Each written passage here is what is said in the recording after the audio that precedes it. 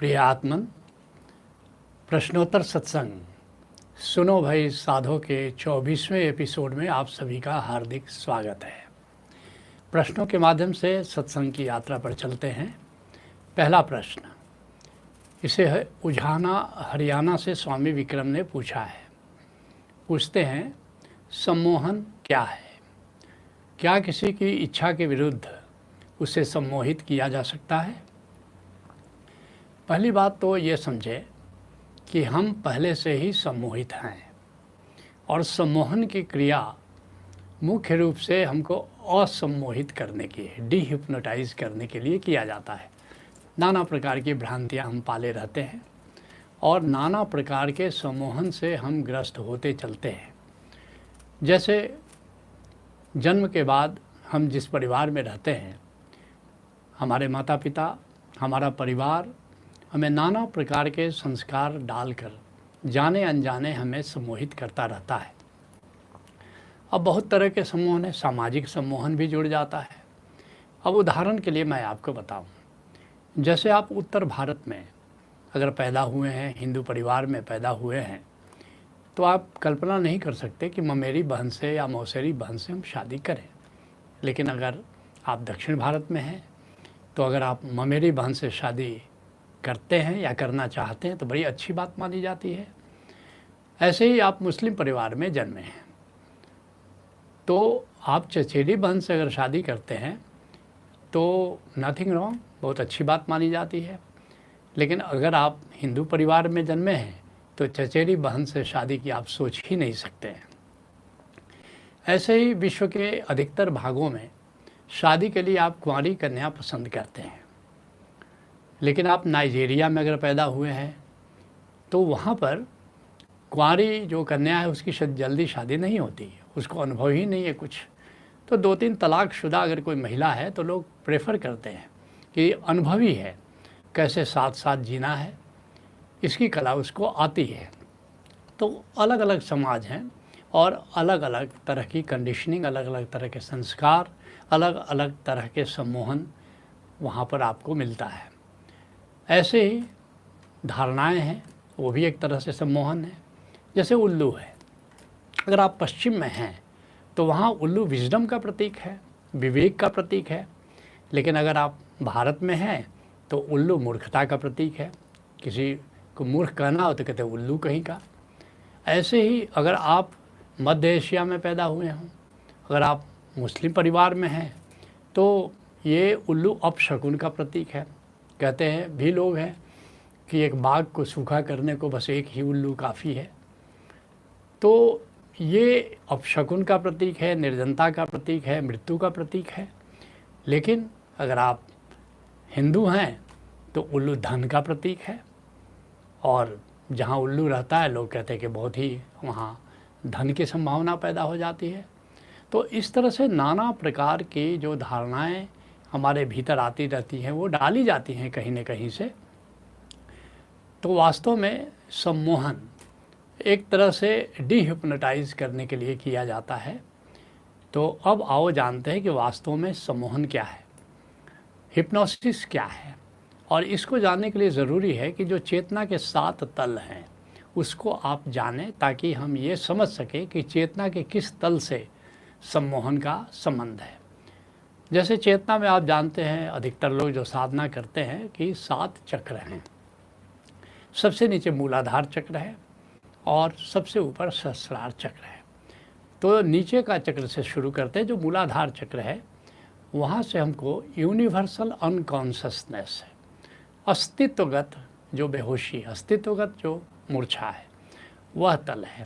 उसके बाद जो दूसरा स्वाधिष्ठान चक्र है, इससे जुड़ा हुआ है जो कलेक्टिव अनकॉन्शसनेस है, अर्थात कि एक समूहगत अनकॉन्शस है उस तल पर। जो तीसरा तल है मणिपुर चक्र से जो संबंधित है, उसका संबंध है वो अनकॉन्शस है, वो बेहोशी का तल है। जैसे आप निद्रा में जाते हैं, वहाँ पर एक तरह की मूर्छा, एक तरह की बेहोशी है। उसके बाद चौथा चक्र जो अनाहत चक्र है, वो सब कॉन्शस का तल है, अवचेतन का तल है। वैसे 5वां तल है कॉन्शसनेस का तल है, विशुद्धि चक्र से संबंधित है। और जो छठा चक्र है, आज्ञा चक्र है, वहाँ कलेक्टिव कॉन्शसनेस है, समष्टिगत चेतन, ऐसा कलेक्टिव अर्थात सामूहिक जो कॉन्शसनेस, सामूहिक चेतन ऐसा कह सकते हैं। और जो सातवां चक्र है, सहस्रार चक्र है, वो यूनिवर्सल कॉन्शसनेस, जो वैश्विक चेतन है, परमात्मा का तल, ऐसा कह सकते हैं। अब जो ये हमारा अनाहत चक्र है, इससे संबंधित जो अवचेतन है, जो हमारा सब कॉन्शस है, तो इससे संबंधित सम्मोहन है। अगर सम्मोहन में जाना है या किसी को ले जाना है तो सामान्यतः हम चेतन तल पर रहते हैं, जागृति के तल पर रहते हैं, विशुद्धि चक्र पर रहते हैं, मन के तल पर रहते हैं। अगर हमको सम्मोहन में जाना है तो हमको नीचे उतरना है, या किसी को सम्मोहन में ले जाना है तो उसको नीचे उतरने में मदद करनी है, ताकि वो अवचेतन में जाए, ताकि वो सब कॉन्शस में जाए। और एक बार सब कॉन्शस में उतार करके तब अगर किसी को आप सुझाव देते हैं और आपका सुझाव वो ग्रहण करता है तो हिप्नोसिस में चला जाएगा, अवचेतन में चला जाएगा, या आप सेल्फ हिप्नोसिस में खुद ही अपने को सुझाव दे करके अगर अवचेतन में चले जाते हैं और वहाँ अपने आप को सुझाव देते हैं तो आप हिप्नोसिस में चले जाएंगे। और सबसे बड़ी बात यह है कि इसको हम सामान्य हिप्नोसिस कह सकते हैं, सामान्य सम्मोहन कह सकते हैं।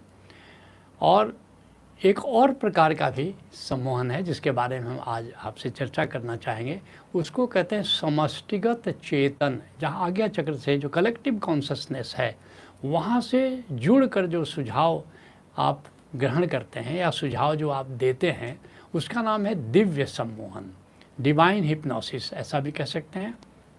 तो ये इसकी चर्चा मैं करूँगा, लेकिन आज्ञा चक्र पर जा कर के कलेक्टिव कॉन्शसनेस के तल पर जब आप किसी को सुझाव देते हैं या वहाँ से जब आप जुड़ते हैं तो ये आप किसी बड़े समर्थ गुरु या पूर्ण गुरु से जुड़ करके ही इस कला को जानना है या उस तल दिव्य सम्मोहन को करना है, क्योंकि कामिल मुर्शिद के बिना ये थोड़ा ख़तरनाक है, इससे आप संकट में पड़ सकते हैं। तो ऐसे इसको ट्राई मत करिए। ये केवल मैं संकेत के लिए मैं आगे समझाऊंगा, बताऊंगा कि ये दिव्य सम्मोहन क्या है, लेकिन इसका प्रयोग आपको ऐसे नहीं करना है। तो जो सामान्य प्रकार का सम्मोहन है जिसके बारे में अधिकतर लोग प्रैक्टिस करते हैं या परिचित हैं, तो उसके बारे में मैं आपको बताऊं कि जो सामान्य सम्मोहन है वो क्या है। सामान्य सम्मोहन में जैसा कि मैंने कहा कि आपको अपने चेतना के चेतन तल से आपको अवचेतन तल में उतरना है। तो क्या करेंगे, उसके लिए क्या किया जाता है, कुछ विधियां प्रयोग में लाई जाती हैं। और जैसे कि आपको सुझाव दिया जाता है कि आप सीढ़ियों से नीचे उतर रहे हैं, तो सुझाव देता है कि आप सीढ़ी पर उतरे, ऊपर की सीढ़ी पर खड़े हैं, फिर 9th पर आए, 8th पर आए, 7th सीढ़ी पर आए, और इस तरह उल्टी गिनती करके आपको नीचे उतरने का सुझाव दिया जाता है। या कोई आपको सुझाव दिया जाता है कि गहरे कूप में झांके और धीरे धीरे उस कुएं में आप उतर रहे हैं धीरे धीरे, अथवा कहा जाएगा कि आप लिफ्ट है, वो लिफ्ट से नीचे आप उतर रहे हैं। और इस तरह आप जब ऐसा भाव करते हैं या इस तरह के सुझाव को आप ग्रहण करने लगते हैं तो वास्तव में आप अपने जो हमारा हृदय चक्र है, अनाहत चक्र है या अवचेतन है, वहाँ पर आप उतरते चले जाते हैं। उसी तरह से अन्य विधियाँ भी हैं, जैसे आपको कहा जाएगा कि आप किसी जंगल से गुजर रहे हैं, हरी घास का मैदान है, आप वहाँ से गुजर रहे हैं, और इस तरह की संकल्पना करते करते आप सम्मोहन में चले जाते हैं। एक तो आपको मैं बताऊं, ये जो हरा रंग है ये अनाहत चक्र से संबंधित है। अगर बहुत ज़्यादा हरा रंग की आप संकल्पना करने लगते हैं, विजुलाइजेशन करने लगते हैं, तो आप अपने अवचेतन पर चले जाते हैं। उसी तरह से मैं बताऊं, जैसे प्रेम है, प्रेम में आप सब कॉन्शस के तल पर चले जाते हैं, और एक तरह से प्रेम बहुत बड़ा सम्मोहन है। इसलिए कभी कभी आप देखते हैं प्रेम के कारण मुसीबतें भी आती हैं, बड़ी चुनौतियाँ आती हैं, लेकिन आप अपने बुद्धि से, अपने विचार से या लोगों के समझाने से आप समझते नहीं हैं या कोई समझता नहीं है। इसका कारण कि आप डीपली हिप्नोटाइज हो गए हैं उस प्रेम से, और फिर आप वहाँ से सामान्य रूप से किसी के समझाने से कॉन्शसली आप समझने की कोशिश करते हैं, या किसी के समझाने के द्वारा आप वहाँ से डिगते नहीं हैं, विचलित नहीं होते हैं। तो इस प्रकार जो भी विधि प्रयोग की जाती है उसमें चेतन के तल से नीचे उतार करके आपको अवचेतन के तल पर ले जाया जाता है। लेकिन जो दूसरा सम्मोहन की जो जैसे मैंने चर्चा की कि जो उसके पहले, लेकिन तब हम आपको ये बताना चाहेंगे ये जो सामान्य सम्मोहन है इसका उपयोग किस लिए किया जाता है, किस लिए प्रयोग किया जाता है। तो पहली बात, ये मानसिक रोगों को दूर करने के लिए आपको सम्मोहन का प्रयोग किया जाता है। जैसे कि आपको एंजाइटी है, जैसे कि आपको डिप्रेशन है, या बहुत तरह का आपको कोई गलतफहमी पाले हुए हैं, तो उससे दूर करने के लिए, या आपको लगता है कि हम तो सफल हो ही नहीं सकते, तो ये आप डीपली हिप्नोटाइज हैं, असफलता का डर है, तो आपको वहाँ ले जा कर के नया कॉन्फिडेंस भरा जाता है। उसी तरह से आप उदास रहते हैं, तो जैसे आपको अवचेतन में उतार करके वहाँ उमंग भरा जाता है। या आप जैसे नशा करते हैं, तो नशा से मुक्ति के लिए आप अवचेतन में जा कर के आपको कहा जाता है, सुझाव दिया जाता है कि आप इस नशा से मुक्त हो रहे हैं या मुक्त हो गए हैं, तो नशा मुक्ति के लिए किया जाता है। कभी कभी सर्जरी के लिए भी प्रयोग में किया जाता है कि आपको हिप्नोसिस में ले जा कर के आपकी सर्जरी कर दी जाती है। उसी तरह से आपको जैसे स्वास्थ्य के बारे में आप सोचते हैं कि मैं बीमार हूँ, मैं तो ठीक हो ही नहीं सकता, तो वहाँ पर भी आपको नया सुझाव दे करके आपको स्वस्थ रहने की प्रेरणा मिलती है।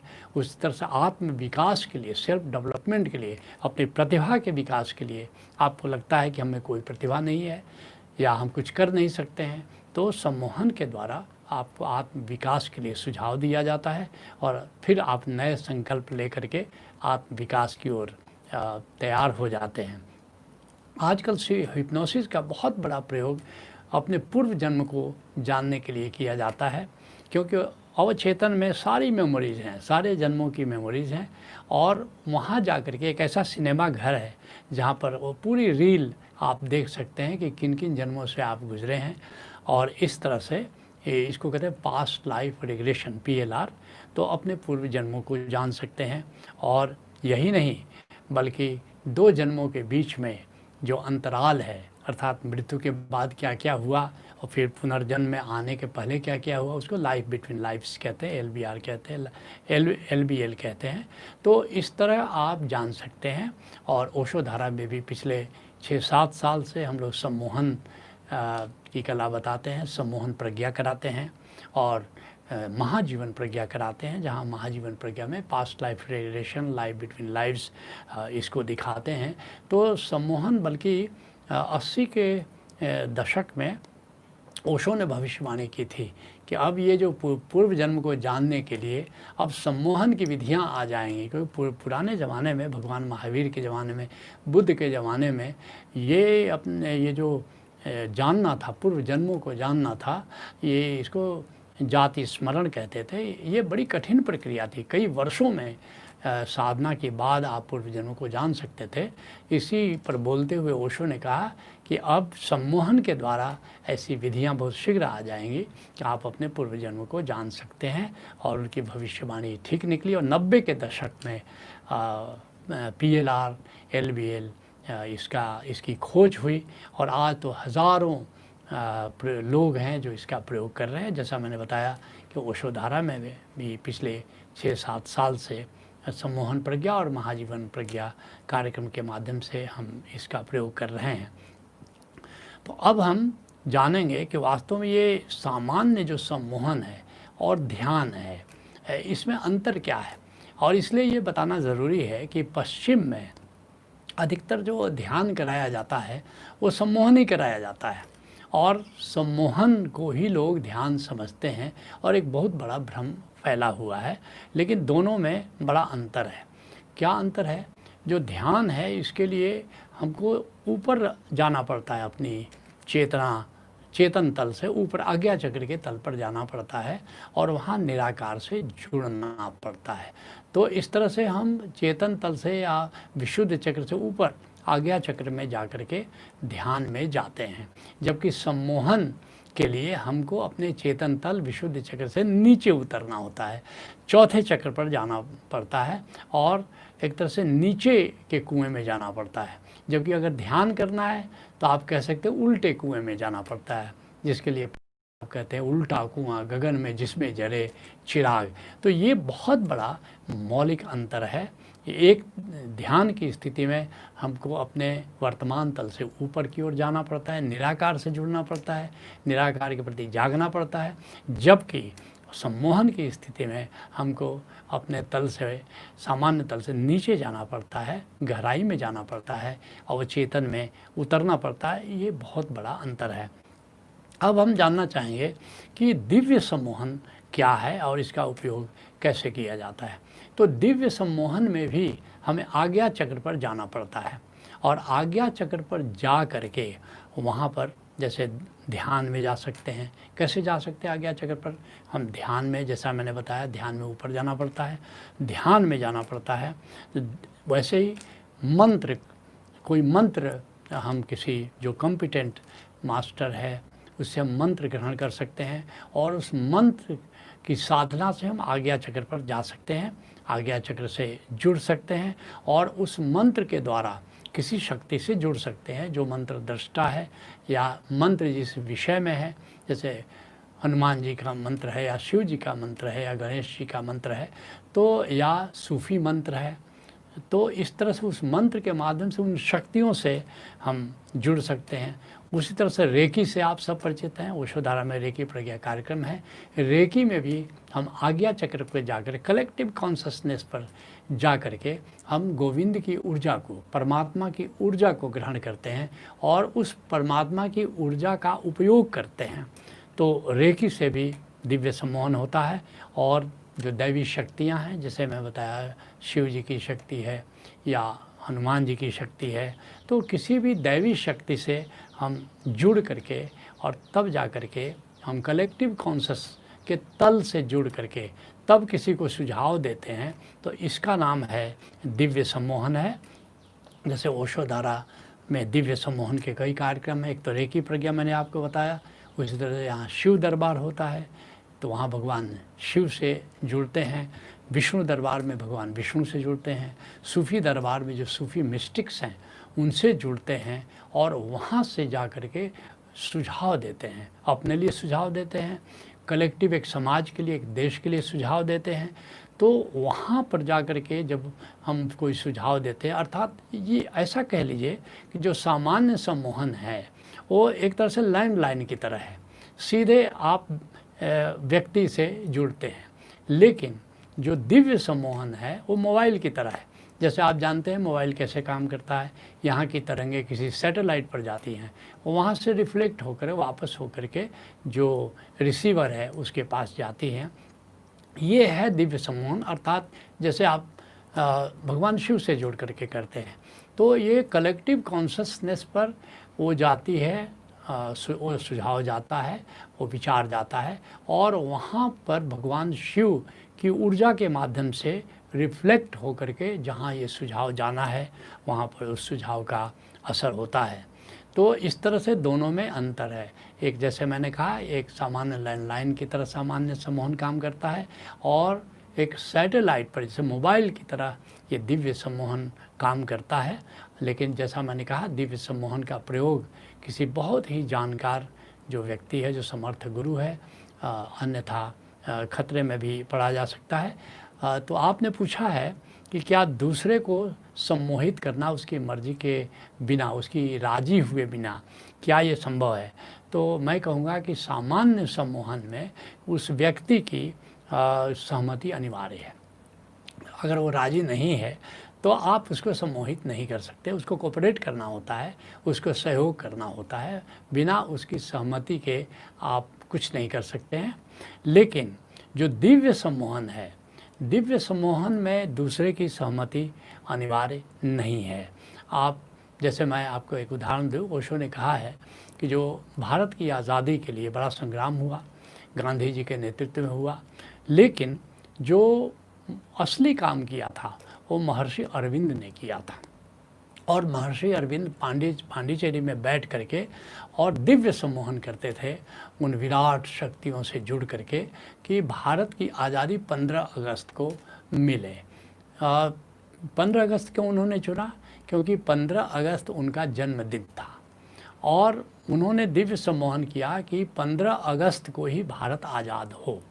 और यहाँ तक कि उन्होंने दिव्य सम्मोहन किया कि 15 अगस्त को ही मैं अपना शरीर छोड़ूं, और यही हुआ। 15 अगस्त को उनका जन्मदिन तो था ही, 15 अगस्त को ही भारत आज़ाद हुआ और 15 अगस्त को ही उन्होंने अपना शरीर भी छोड़ा। ये करीब करीब ऐसा ही हुआ जैसे गौतम बुद्ध के साथ हुआ कि बुद्ध पूर्णिमा को उनका जन्म हुआ, बुद्ध पूर्णिमा को उनका ज्ञान प्राप्त हुआ और उसी दिन उन्होंने अपना शरीर भी परित्याग किया। तो इस तरह से दिव्य सम्मोहन का प्रयोग व्यापक तल पर हो सकता है, जैसे सूफी दरबार में प्रयोग करते हैं कि भारत की रक्षा हो और पूरे विश्व में शांति हो और भारत का अतिक्रमण नहीं हो। तो इस तरह का सम्मोहन सब लोग इतने मिल के करते हैं। बल्कि ओशो ने एक बड़ी अनूठी बात कही थी कि मैं चाहता हूँ कि 10,000 बुद्ध पैदा करूँ, 10,000 बुद्ध पैदा हो हमारी परंपरा में, ताकि अगर 10,000 बुद्ध क्या करेंगे, 10,000 बुद्ध अगर दिव्य सम्मोहन करते हैं कि पूरी मनुष्य जाति ध्यान से जुड़ रही है, या ध्यान से जुड़े पूरी मनुष्य जाति अगर ध्यान के मार्ग पर, साधना के मार्ग पर, प्रभु के मार्ग पर चले तो एक विश्व में क्रांति लाई जा सकती है। तो दिव्य सम्मोहन के बड़े प्रयोग किए जा सकते हैं, लेकिन इसके लिए बड़े थोड़ा उच्च तल के साधक चाहिए।